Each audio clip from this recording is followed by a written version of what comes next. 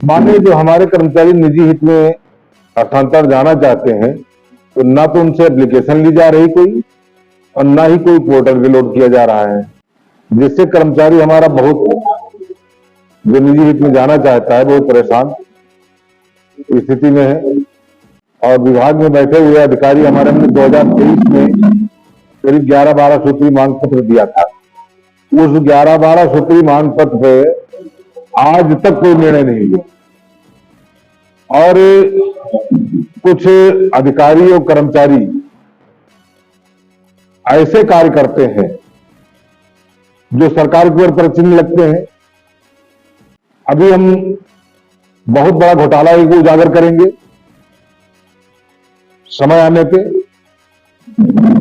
बिना पद के लोगों को पदोन्नति दी गई और लगभग 400 लोग पदोन्नत किए गए।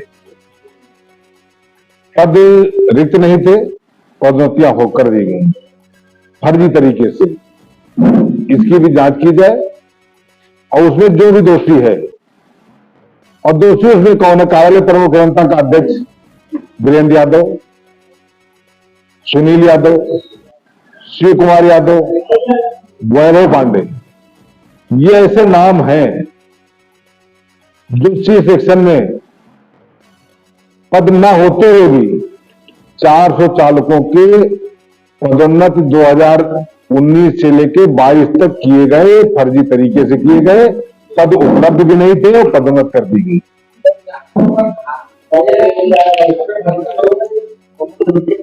शुभकृत कुछ गलत दिखाते हैं और कार्य कुछ अलग है। उनसे केवल स्वीकृत पदों की संख्या पूछ ली जाए कि आपके पास कितने स्वीकृत हैं और उन स्वीकृत पदों में 20% कोटे के आधार पे आपने कितने पदोन्नत किए अभी तक। तो आपके प्रमुख सचिव की जानकारी में नहीं है। ये मुख्यालय 2, A3 और सेक्शन के अंदर जो बैठे हुए घोटालेबाज संगठन चलाने वाले बाबू वर्ग के लोग हैं। बहुत बड़ा प्रश्न लगा है।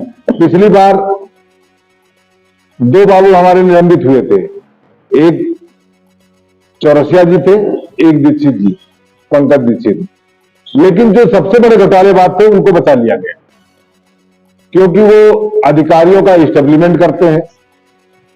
15 साल से एक ही सेक्शन में जमे हुए वीरेंद्र यादव द्वारा अधिकारियों के ऊपर अनधिकृत तरीके से दबाव बनाया जाता है और ये कहते हैं कि जो है सर आप सेवानिवृत्त होंगे, आपके सारे ड्यूज हम दिला देंगे। तो अधिकारी भी दबाव में रहता है कि चलो वीरेंद्र यादव के हमारा काम करेगा सेवानिवृत्ति। हेड ऑफ डिपार्टमेंट भी दबाव में रहता है। मैं हेड ऑफ डिपार्टमेंट की बात करना चाहता हूं। अब ऐसी स्थिति में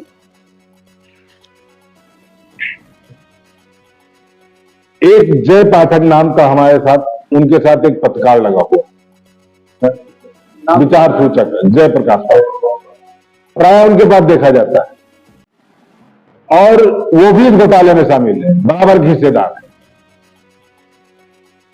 और बराबर इस तरह काम करता रहता है। लेकिन मैं किसी पत्रकारिता के ऊपर उंगली नहीं उठाना चाहता हूं। लेकिन जो भी अधिकारियों का ब्लैकमेल, अभी देखा कि एक एक्सीएन का उन्होंने निकाला कि यहां यही रहे, जेई रहे, एक्सीएन हो गए, कैसे यहां बैठे हैं। वो सरकार का निर्णय है कैसे बैठे हैं और कहां बैठे हैं। नॉन वर्किंग सेक्शन बैठे हैं फिर भी कुछ लोग, और ये नाम दिए जाते हैं वीरेंद्र यादव द्वारा 2-4 पत्रकार जो हैं उनको पूरे प्रदेश के अधिकारियों को सूची दे रखी है, उनके फोन नंबर दे रखे हैं कि जब चाहो उनसे बात करो, जब चाहो ट्रांसफर कराओ, जब चाहो तो उनको ब्लैकमेल करो। सारे के सारे हथकंडे वीरेंद्र यादव ने अपना रखे हैं और सरकार वीरेंद्र यादव के ऊपर आज तक 2021 से लेकर के उनको हिलाने का कोई हिला तक नहीं सकी। इतना पावरफुल आदमी लगता दिखाई पड़ता है। वो प्रधान सहायक के पद पर है और जहां पे आप जिस सेक्शन में बैठे हैं उस सेक्शन में उनके लिए सीट नहीं, उनसे 50 लोग करीब सीनियर हैं जहां पे सहायक अभियंता के स्थानांतरण होता है। और सहायक अभियंताओं का हस्तांतरण बहुत बड़ा गोलमोल होता है और उसी गोलमोल को लेकर के हमारे पिछले प्रमुख अभियंता गुप्ता जी और एक प्रमुख वंता और प्रकल्प जो निलंबित भी किए गए थे, और उस निलंबन में कारण केवल वीरेंद्र यादव ही थे, जो इन्होंने गलत उनसे कराया और खुद बच गए और अधिकारियों को दोषी ठहराते हुए उनके ऊपर सबको दंडित उनको किया गया। 15 साल से एक ही सेक्शन में कार्य थे। तो जब तक इसको जिले बाहर हस्तांतरण नहीं किया जाएगा, तब तक लोक निर्माण का भ्रष्टाचार नहीं रुक सकता और छोटे से छोटा कर्मचारी जो है, बेलदार, हेल्पर, चौकीदार, क्लीनर, ये सब पिसते रहेंगे। मैं शैलेंद्र कुमार शुक्ला, महामंत्री PWD निगम कर्मचारी संघ। इसमें हमारी मांगे जो है बहुत दिनों से चल रही थी और हमारे यहाँ लोक निर्माण विभाग में एक फर्जी संगठन चल रहा है जो श्रमिक संघ के नाम से। तो हमने उसको जो है कई सालों से उसके प्रति हम लिखा पढ़ी कर रहे हैं और हमारी भी 1 दिसंबर 2023 को जो है मुख्यमंत्री मुख्यालय 2 से हमारी वार्ता भी हुई थी और उन्होंने इस बात को कहा था कि हम इस पर प्रतिबंध लगाएंगे और हमने ये भी मांग की थी कि हमारे जो भी इनके जो वो तथाकथित संगठन के जो फर्जी पदाधिकारी जो कार्य कर रहे हैं, इनको जो है दूर से स्थानांतरण कर दिया जाए। वो बात करते करते जो है हमने इनको कई पत्राचार किए, उन्होंने कुछ सुना नहीं और अभी स्थानांतरण नीति हमारी लागू हुई। स्थानांतरण नीति में हमारे जो फील्ड के जो कर्मचारी हैं, जो हमारा जो मेड, बेलदार, वर्क एजेंट, सुपरवाइजर, हेल्पर, जो भी हमारे पद कर्मचारी हैं, उनके लिए कोई स्थानांतरण नीति में कोई जगह नहीं दी गई। तो हमारे जो सबके लिए उन्होंने कहा था कि ऑनलाइन हम इसकी जो है फीडिंग कराएंगे। अब हमारे जो कर्मचारी जो ऑनलाइन भी अगर पोर्टल पे फीडिंग करा रहे हैं तो उनके भी बारे में कोई इनके स्पष्ट नीति नहीं। पता लगा जो संबंधित अधिकारी वो पोर्टल पे अपना फार्म रिजेक्ट किए दे रहा, चीफ स्तर पे जो है वो अपना फार्म रिजेक्ट किए दे रहा और हमारे छोटे ऐसे कर्मचारी जो बिना पढ़े लिखे जो हमारे लोग हैं, उनको यही नहीं पता कि पोर्टल कैसे लोड होता है। इतने निचले तबके के कर्मचारियों को जो अधिकारियों के सामने में डर लगता है। मैंने इनसे कहा और कई बार हमने इनको पत्र लिखा कि आप हमारा जो ऑफलाइन जो कार्यक्रम चल रहा है, जो पहले की बात, आपको ऑनलाइन करना है तो आप अपने इंजीनियर संवर्ग, बाबू सिविलिटिक संवर्ग में जो भी कुछ करना है आप उनका संवर्ग अपना ऑनलाइन करिए, हमारे को जो है आप ऑफलाइन काम करिए। मगर जो कर्मचारियों ने जो ऑनलाइन भी पोर्टल पे करा दिया है, उनके भी बारे में कोई कार्रवाई नहीं हो रही। मैंने इनको 10 पत्र लिखे, मैं 18 जून से मैं इनको बराबर पत्र लिख रहा हूँ, व्यक्तिगत तौर पे मैं इनसे जा करके मिल रहा हूँ, कोई सुनवाई नहीं हो रही। अब 4 दिन हमारे स्थानांतरण नीति का शेष बचा है, 30 जून को समाप्त हो जाएगी। हमारा कर्मचारी 1 साल इंतजार करता है कि जब स्थानांतरण सत्र आएगा तो हम इसमें अपना स्थानांतरण कराएंगे। अब 4 दिन बचा और अगर इसमें भी 30 जून तक अगर इन्होंने नहीं स्थानांतरण किया तो हमारा कर्मचारी फिर 1 साल के लिए जाएगा। हमारे ऐसे कर्मचारी हैं, वो कन्नौज से चित्रकूट जाना चाहता है और लखनऊ से बलरामपुर जाना चाहता है, लखनऊ से बस्ती जाना चाहता है अपने परिवार के नजदीक, इनकी कुछ कार्रवाई नहीं कर रहे हैं।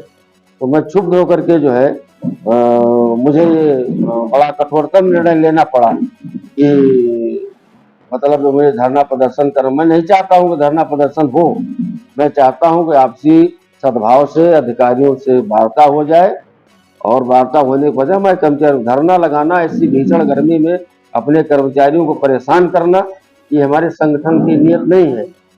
मगर मैं चाहता हूं कि आपसी सद्भाव से वार्ता के माध्यम से ये हमारी समस्या सुलझ जाए।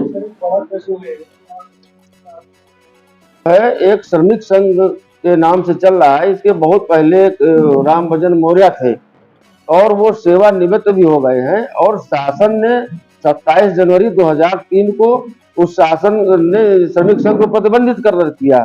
मेरे पास शासनादेश रखा हुआ, मैं बराबर शासनादेश लगा करके मैं पत्राचार कर रहा हूँ। हमारे जो प्रमुख मंत्री जो टी राम साहब थे, उन्होंने 2003 में 13 संगठनों की, विभागीय संगठनों की मान्यता कर्मचारियों की संगठनों की जो है सूची जारी की थी। मैं सूची को लेकर के मैं बात कर रहा हूँ। मगर यहाँ हमारे संगठन के विभाग में ही कुछ ऐसे तत्व जो मौजूद हैं, वो हमारे विरोध में जो है वो फर्जी संगठन को बढ़ावा देकर अंदर से बढ़ाने का काम कर रहे हैं।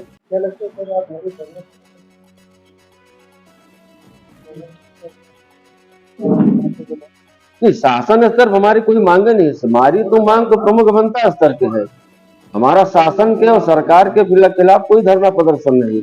हमारा विभाग के जो हमारे जो उच्च अधिकारी हैं हमारी समस्या तो अपने उच्च अधिकारियों के बीच में है। ये चाहे तो 2 मिनट में निपटा सकते हैं, हम इनकी नीतियों के खिलाफ धरना कर रहे हैं।